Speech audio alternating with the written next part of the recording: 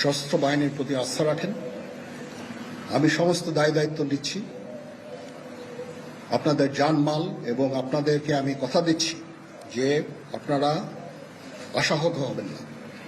ইনশাল্লাহ আপনাদের যত দাবি আছে সেই দাবিগুলো আমরা পূরণ করব এবং দেশে একটা শান্তি শৃঙ্খলা ফিরিয়ে নিয়ে আসব।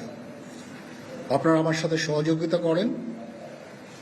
দয়া করে আর এই ভাঙচুর, হত্যা, মারামারি, সংঘর্ষ এগুলো থেকে বিরত হন। আমি নিশ্চিত যে আপনারা যদি আমার কথা মতো চলেন, আমাদের সাথে যদি একসাথে যদি কাজ করি আমরা, নিঃসন্দেহে আমরা একটা সুন্দর পরিণতির দিকে আমরা অগ্রসর হতে পারব। আপনারা দয়া করে আমাকে সাহায্য করেন।